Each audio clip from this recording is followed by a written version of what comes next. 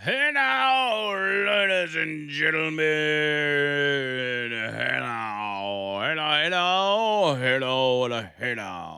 Welcome to hour number 2 of the line, Talk 99.5.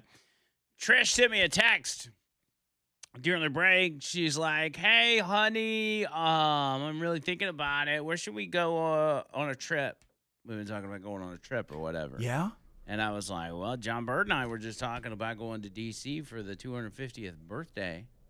And she's like, oh, my God, I would love that. And I was like, oh, okay. Part of me was like not serious about it. But, 'cause here's my concern is that we get up there and it's so freaking packed because it is like a once-in-a-lifetime thing that – it's 250th birthday. Donald Trump's president. You got UFC fights. You've got everything is just, DC is starting to become beautiful again.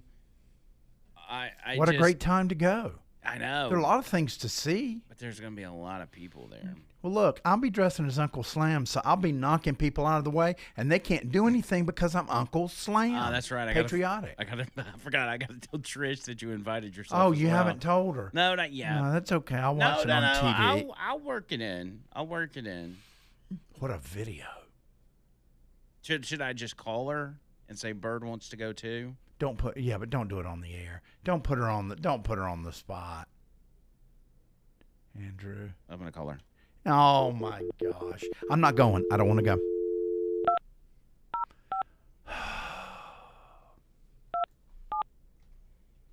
Crap, I messed it up. That's a sign. Messed it up again. See, that's a sign right there.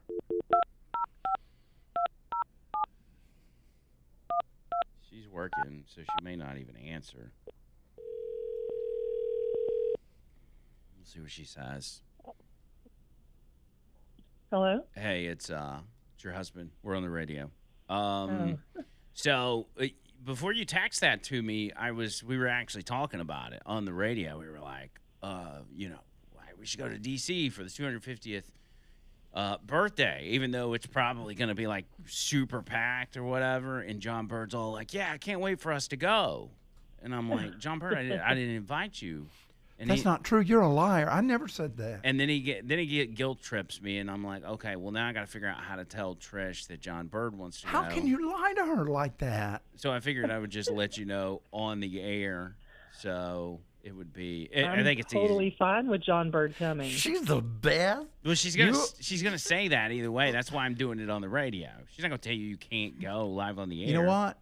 If you were ran to the store or something. John Bird. I know. If you'd run to the store or something, and Trish and I were sitting there talking about life and heavy, important stuff, she would probably say, John Bird, we're going to, Andrew and I are going to the 250th celebration in Washington, D.C. Why don't you come? The only thing is you're going to have to eat at a separate table from us so you don't spit on our chips and dip. No, okay. Have you told him that I've self-diagnosed myself with that disorder? She's self-diagnosed herself with this disorder where she gets completely freaked out by watching and listening to people eat. Not just you, but apparently she's freaked out. No, I triggered it. I know I did. You probably did trigger it, but now everybody's included. Andrew triggered it. I don't do anything crazy when I eat. We've got to find a Miss Manners so I can get, we're going to do a whole thing where we put him through, what would that be called? Etiquette school? Something like that. So that way I can eat at the same table with you guys. Yeah. Yeah, one day, years from now, you'll be able to eat at the same table as us. But until then, we're putting you at the kids' table. And maybe Andrew will eat with us, too. Yeah, maybe I will. Really? Yeah, because I actually don't eat with anybody, which is why she shouldn't be grossed out by me eating, because I eat by myself in the kitchen every night. Yeah, he stands in the kitchen and eats. All right. Anyway, at 9 o'clock. I wanted to break that news to you live on air, so I love you. Totally fine. I love you, too. Bye. So that's really the way to do it. I mean, at the end of the day, if I've got bad news to tell Trish, I'm just going to tell her on the radio. Because she's not going to get upset in front of thousands and thousands of people. So I do it that way, and then that gives her time to cool down before I, see her in person, and then maybe it's not that big of a deal at that point. So, but yeah, John Bird, I think we're good. Okay. Of course, we don't have a Nick the Gun guy for you to stay with. Why can't I stay at the White House? Well, you can stay at the White House. It's fine. We've actually, believe it or not, we've already, because when we booked our hotel for Tampa, Holiday Inn offered us some deal where if we pay like a small amount of money, they will give us another room for like I don't remember how many nights it was, 2 or 3 nights, and we get to pick from a list of cities. So we've got rooms that we've already paid for. And then if we go on that trip and do a little seminar that they have where they try to sell us like timeshare crap for like an hour, then they'll give us what money we did pay back. So, and it's already paid for. So, and I think Virginia is one of the cities listed. So we technically would have a room already. We better get on it in the next week or so to get us a hotel room. Yeah, because it's getting close. And I'm sure it's already freaking sold out all around the area. So, I mean, we may just be sleeping on the street. That's okay. I've got a tent. So we got our boy Nick Nice is in Virginia. We can just stay in he's got a camper out on the lake. We can just stay with him. I wonder how close he is to DC. Oh, that'd be cool to hang out with Nick Nice. Oh my gosh, you're a genius. Washington DC with Nick Nice, that would be pretty crazy. I'm down with that. But that's it. You could stay with Nick Nice in his camper. And he could actually, because he's got his own lawn care business, you could actually help him a little bit to kind of pay for your stay. He'd get out there with a weed eater, help the old slower mower. Yeah, that'd be great. Penetrate some lawns, as he says. Yeah, one good way to get a tan, man. You know, it's a good way to meet some ladies too. Strip down to some Virginia babes. Woo! Some elderly Virginia babes. I'd say elderly Virginia babes. No, I can hit it and quit it.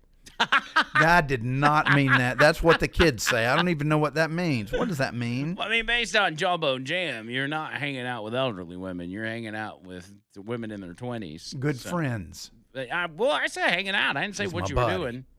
Your bud. My bud. You 26, 27-year-old bud. Bud. Yeah, well, Jessica's my bud, too. Yeah, but she's old. Oh, my gosh. She's older than me. Not by much. By, a couple of years. How old is she? I'm not going to say on the air. Here, I'm going to call her on air. No, right now. for gosh sake. I'm just kidding. No, she is, she has much of her life left. Well, I hope so. Yeah, and she works out all the time. Anyway, we'll figure it out. We'll get it going. We'll get to the bottom of it. Speaking of Tampa, Nick the Gun Guy, remember how he's been MIA for months? Right. And I haven't been able to get a hold of him.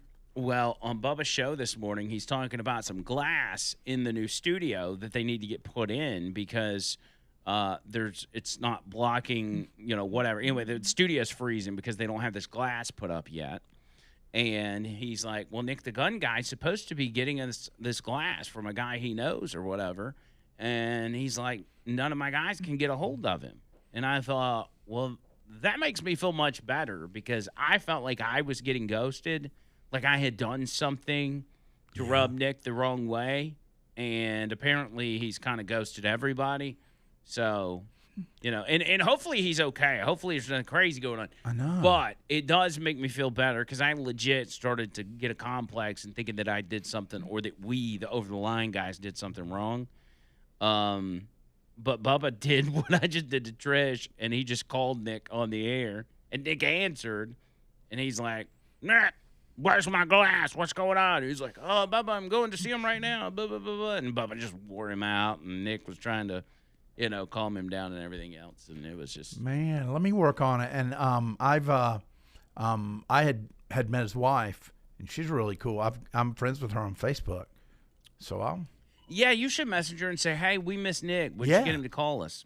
All right, let me take a break real quick because I'm going to come back on the other side and give you some of this cabinet meeting that's going on. I'm trying to keep my eye on it, but I got distracted, as you see. 205-545-9960. 9950. That's 545-9950. Ernest Financial bringing you this part of the show. Ernest Financial, retirewithernest.com. My buddy David Ernest. If you want to be able to take trips and go on vacation, you're going to have to be financially secure, and you're not going to be financially secure by not paying attention to your money. It's very important to pay attention to your money, even if it's not retirement, just your regular bank account. You need to pay attention. You need to make sure Apple's not pulling out $40 a month for something you don't even know what you're subscribed to, like they do me. You need to stay on top of it. And retirement, same way. Stay on top of it. Some of y'all are scared to look at your 401k at times when the stock market's acting crazy and everything else. But right now, things are good. And while things are good, you could be taking advantage of this by tacking on even more money on top of what you're gaining and then securing it so when the market comes back down, your money does not. Earnest Financial is how you do that, and it doesn't cost you any money. Doesn't cost you. They don't get their fees from you. You just got to call them, talk to them about what you got. Whatever kind of retirement plan you've got, doesn't matter. Reach out to them, and they'll come up with a plan for you. 833-596-7233. That's 833-596-7233. Online, retirewithernest.com.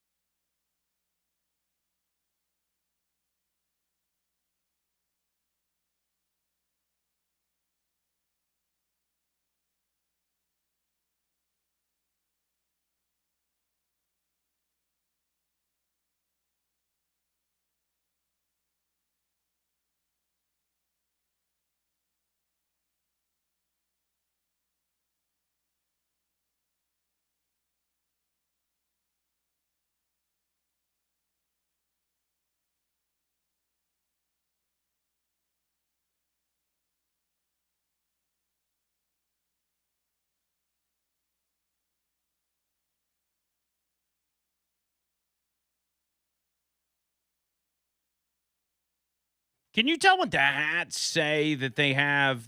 Each member of the cabinet has a hat in front of them at this cabinet meeting. And I'm trying to see what it says. It looks like, is it some sort of, it's a red hat, like a MAGA hat, but it's got some sort of logo on the front. Maybe something about the 250th anniversary, or what is it? He should make everybody put them on. Everybody has to wear them. Let's see.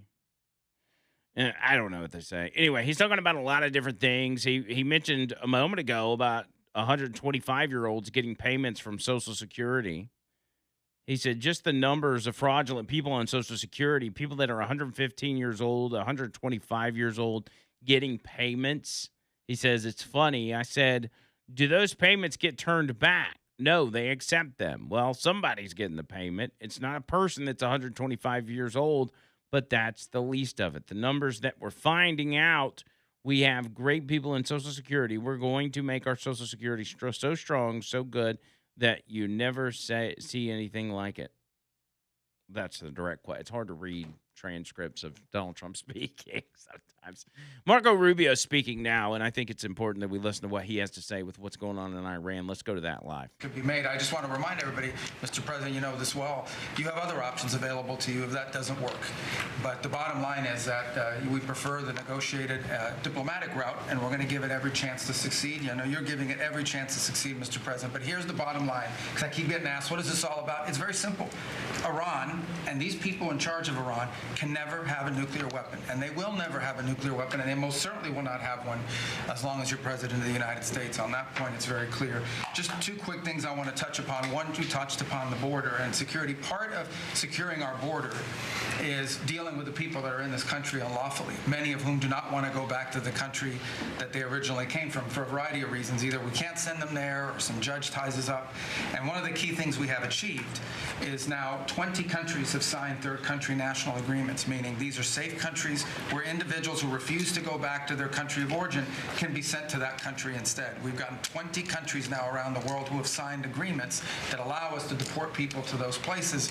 What often happens when you go to the person who's here unlawfully and say, we're going to send you to this third country, is all of a sudden they decide they'd rather go back to their home country instead.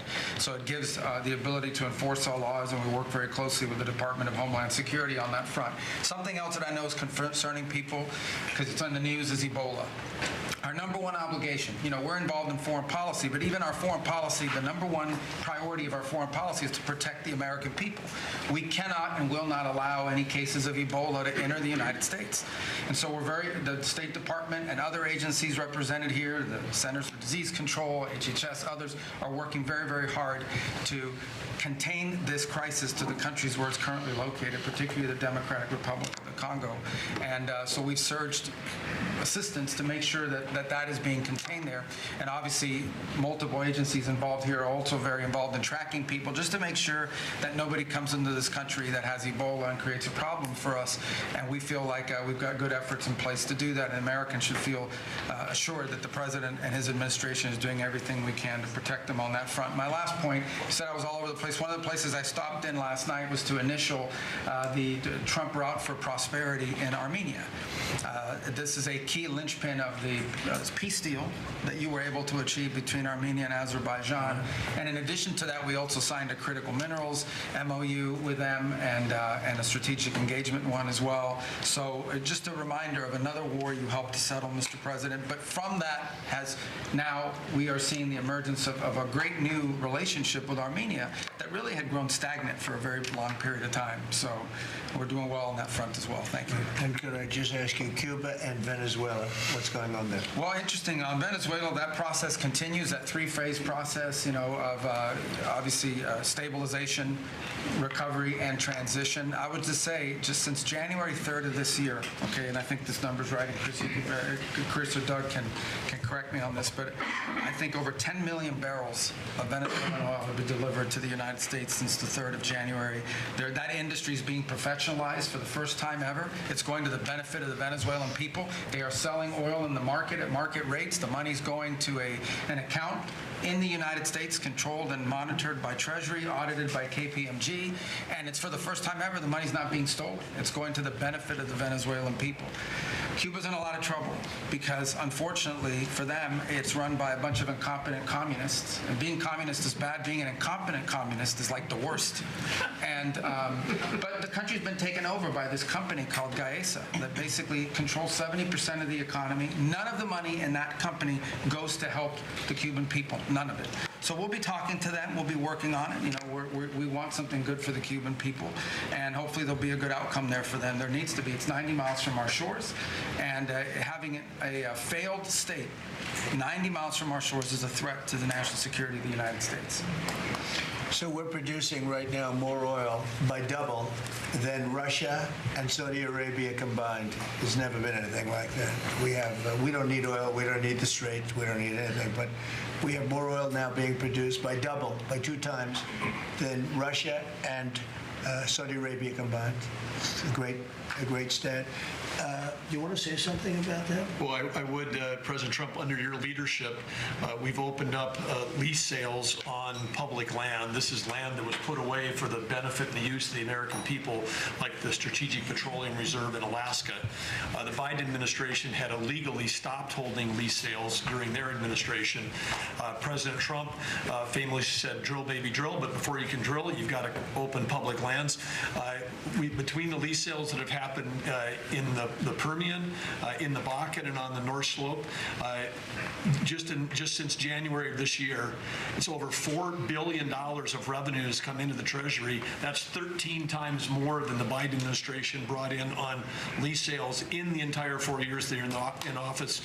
Sir, your policies brought that in 5 months. So with that, a lot of excitement, a lot of activity.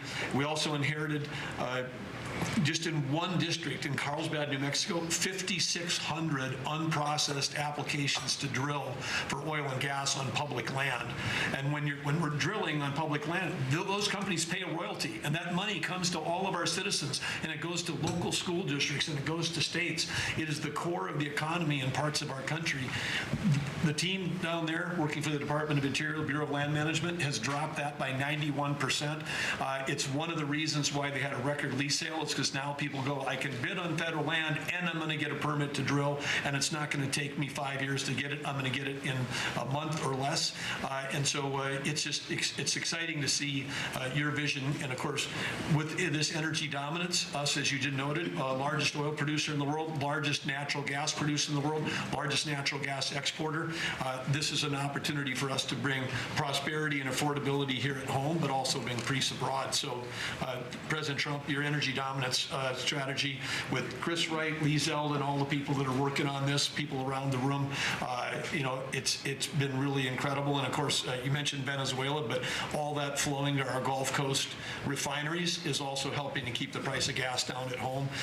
So again, it's an amazing transformation. Bottom line is the center of geopolitics around energy has moved from other parts of the world to the Western Hemisphere in the last 5 months. You turn Venezuela from a sanctioned adversary into a strategic ally in 45 minutes. Never happened in history before.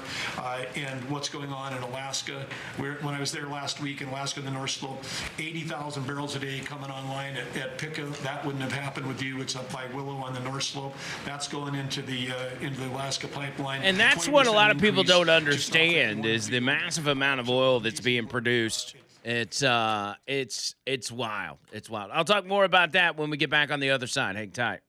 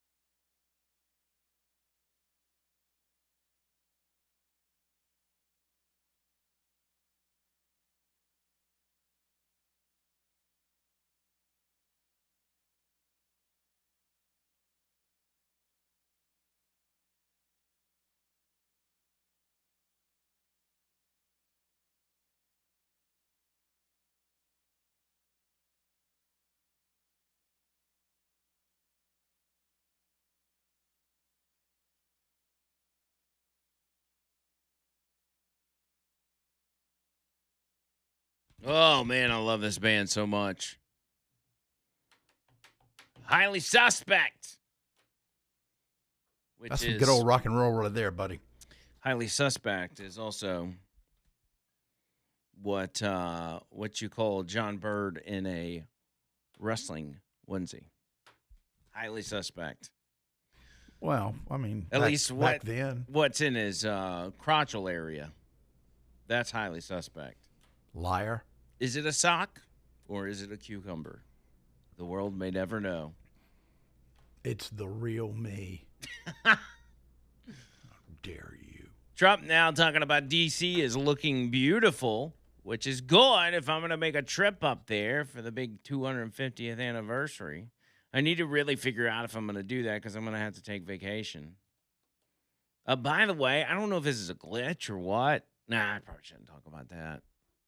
You know, I've taken 2 vacation days this year, right? Mm-hmm. And we're supposed to I think everybody's got different amounts of vacation days based on their contracts or whatever else. And I went to fill out for my 2 vacation days that I took. This is while you were out as well. Mm-hmm. And it said I had 1 vacation day. Left? No, just 1 vacation day for the whole year. And I hadn't used any. That was before I put it in. So I had 1 vacation day, 1 sick day, and 1 like floating holiday. So I used 2 of the 3 days that I have. All right, you got to figure out what's going on there. Oh, like you only gave me 3 vacation days this year? That's crazy. Anyway, let's keep it rolling. 205-545-9950. I am keeping an ear on this cabinet meeting. I'll kind of dip in and out with that. But I need to talk about primaries that happened last night in Texas. Big night for Donald Trump. Big night for several people. We'll talk about that and more coming up. First, Mike in Birmingham. Mike, what's up? I got a question only you can answer, of course. Okay. Listening to Trump talk about oil, that we've got so much oil, we're the biggest producer of natural gas, oil, all of it, straight of Hormuz, out of his mouth, said nothing. That didn't mean anything to us. Why are we still paying $4 a gallon for gas? If we got all this oil, why can't we use it for ourselves? Well, because the price is based on gas across the board. I mean, it's a globally traded commodity, so it's not if the price goes up, it goes up for everybody.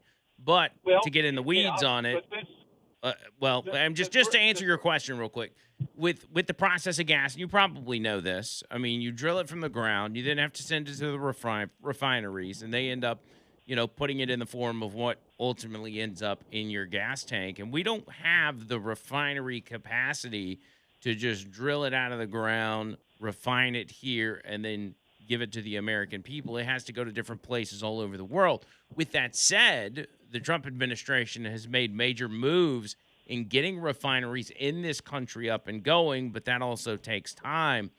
And so there's a lot of different factors that play into that. But producing more oil is a good thing because we are trying to change the global structure of who is producing or who is selling oil to the rest of the world. And as you've seen over the past few weeks, many countries have been coming over here and getting the oil, then taking it to the refineries and supplying their own people with gas. And if we can do that and change the process or the way the world gets its energy or where they get it from, then we won't have this problem in the future. While it is frustrating right now, I completely understand. Everybody does. This is something that's going to make life a lot easier in the future. Hopefully in the near future, but I don't know. Well, if we're the biggest producer, why don't we set the price? Well, we can't set the price on a globally traded commodity like oil. I mean, we don't call the shots like that. Who sets the price? The market sets the price. I mean, it's a matter of the market. It's just like the stock market, It's the buying and selling, in a matter of supply and demand, just like anything else. Well, I would think that we would, since we're the biggest producer, that we would have more control over that. Yeah, and I mean on paper, that on paper that makes sense. I mean, but it's such a it's a complex process on how it goes, and it's really, in my opinion, it's kind of a scam, but it's the way it's been set up for so many years. It's not something that you can just snap your fingers and change it. But who knows, man? Who knows? I know it's frustrating. It's sickening every time you go to the gas pump. I was telling somebody the other day, I'm like, I remember laughing at places like California when I would hear they had to pay like $4 a gallon for gas, years and years ago. I'm like, how can they even survive that? And now here we are doing that exact same thing. And it's, it sucks. A lot of good things happening, but that's one thing that you can't really, there's no upside to high gas prices. Well, I'm still a Trumper. I am, but I Yeah. just had that question. All right, buddy. Well, thanks, Mike. No problem. Thank you. There's no real short answer for, why or who controls the price, but, to put it as simple as, possible is the price across the board. It's not like our gas prices are going to go up while, the UK's gas prices are going down. It's all set across the board. And the producing of oil does change the price, but it takes time. Again, it doesn't just come straight out of the ground and go straight to the Exxon. It comes out of the ground, it goes to refineries, it makes its way here, there, and wherever else. And, it's and listen, I'm not an expert in this. I'm just talking about the basics of drilling for oil, producing gasoline, and the steps that are taken. See, we live in a society where we've been programmed to expect everything right now. And y'all know this, from, fast food to the internet to whatever else. I find myself watching a YouTube video on my phone and it starts buffering and I'm like, what the crap, man? I got this friggin' iPhone. And I'm like, I had to wait 5 seconds for the video to start back, but I got frustrated by it. And it's because we have built a society that has that kind of mindset. And this is one of those things. Yes, gas prices are going to come down, but we're going to have to wait. We're going to have to let this play out. And some people are not going to be as patient as others for good reason. There are people that are being extremely hurt by this. People that just don't have the money to get by, people that work jobs that require them to drive all over the place, to construction sites, truckers, lots of people are being affected negatively by this. But the good from this administration far outweighs the bad, far outweighs it. So I personally am grateful that we are in the position that we're in, because it could be a million times worse. We're in a better position than we've ever been, and there's just no arguing that. But people just can't. It's what I said early on. I mean, at the end of the day, we have gotten, when I say early on, I mean early on when this conflict started and gas prices started going up. We have become a nation of people that don't know the meaning of sacrificing for the greater good. If this makes sense. We have lost the ability, and I'm just talking about a lot of people in this country, lost the ability to handle hardships for something that needs to be done, for the right thing to be done. In this case, gas prices, right? You can't imagine going back and talking to the people of, the veterans of Vietnam or, World War II, Pearl Harbor, Normandy Beach, and saying to them, man, I got to pay $4 a gallon because of this over here. While we've got our brave men and women over there risking their lives to keep the rest of the world safe. I mean, hey, this is just our part. We're just doing our part. Yes, it sucks, but man, I'm willing to do it in order for the right thing to be done. For the safety and security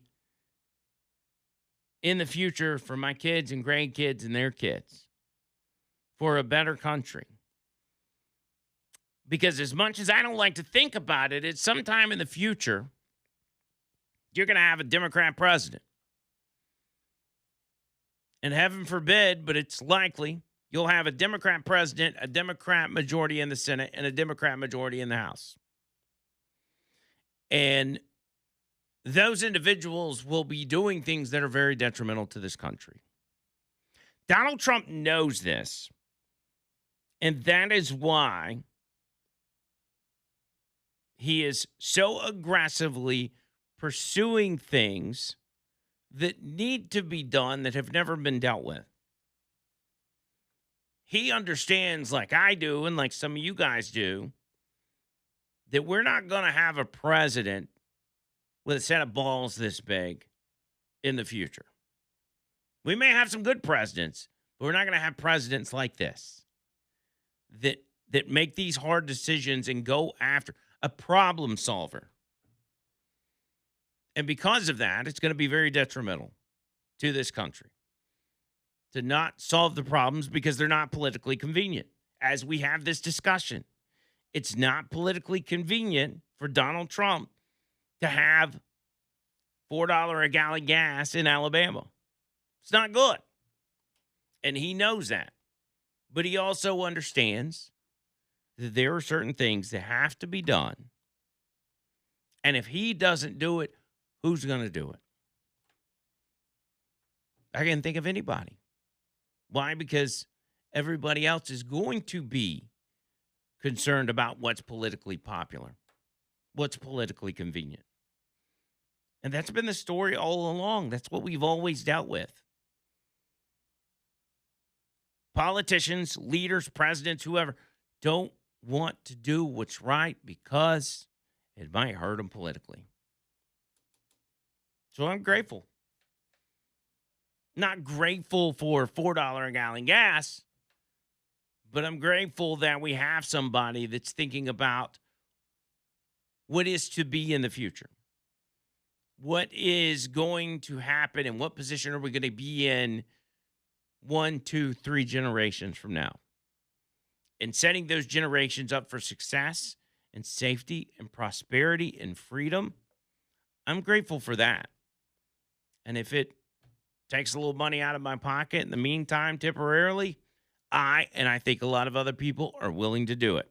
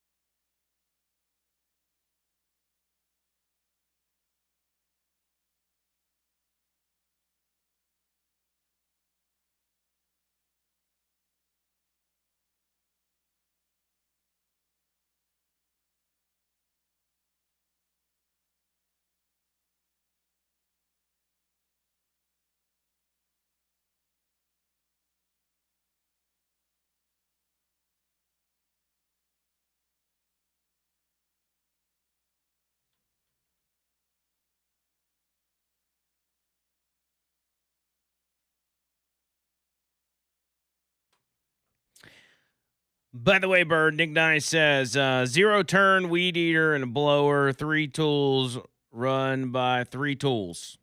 So I think he's talking about me and you coming up there and helping him. Let's do it, man. I don't know that I would be appropriate to do it, but John Bird will definitely help you out. Wait, what the? Why do you keep? I mean, I'll help a little bit. I'm thinking of schedule-wise. I might not have time. Wait a minute. But You're see, going to leave me all? No, you're going to stay with him. Yeah, but so I can't go to the 4th of July thing? Well, you can, but I'm just saying, like, me and Trish will go get some breakfast, and you, like, mow a yard. What about content? Yeah, y'all could do some content, too. Oh, my gosh. You know what? You're not leaving me. Let me tell you what. We'll hit Virginia Beach, and we'll be looking for some honeys. How about that? Okay. I will, I'll record the content. How's that? Now y'all go to breakfast. I'm just kidding. No, we'll make it happen. I do want to hang out with Mr. B Nice while we're up there. Yes. I think that would be really cool. All right, Trump taking questions now live from this cabinet meeting at the White House. Let's go back to that live. To really keep delivering on these results, but also what does it mean for America's identity on the national and international stage? So I'm very proud of D.C. because when we came here a little more than a year ago, it was a very dangerous place, and now it's a very safe place. It's been incredible what's happened. As you see the crime numbers, we had restaurants closing up, and nobody wanted to go to a restaurant. They were afraid to walk to work. It was very dangerous place, very unsafe, and now it's a very safe place. We brought in the National Guard. We worked with Cash and the FBI, and Janine is doing fantastically, and Todd and everybody, and it's now a very safe city, and people are pouring in, and you see the grass is all beautiful. We put a lot of new grass in because, you know, like people, grass has a life too, and this grass, it was up a long time, but the waterfalls we talked about and the fountains are most of them are in the final stages or fixed. People are writing me letters. People are talking about it. We have some of the most beautiful fountains in the world, and there wasn't one, not one, that worked. We had 29. Out of the 29, not one was worked, in addition to the reflecting pool, which is even, that was the big one of them all, but that was a disaster. So with all of that, and this place is looking beautiful. I rode through it yesterday, where the fences are down. The homeless aren't staying here any longer. We're helping them out, but we're not, we just can't have them in the nation's capital. And when foreign dignitaries come in, they're saying that first thing they say to me, this place has really changed. They saw that it was going down. Our whole country was going down, just like D.C. was going down. And as you know, the restaurants were closing up. There weren't very many restaurants, and now they're opening up. You can't get a space, and everyone's going out to dinner, and they're safe. And we have the national security, and we have the National Guard, and we're going to keep them. I want to, by the way, just in case I mentioned, keep them.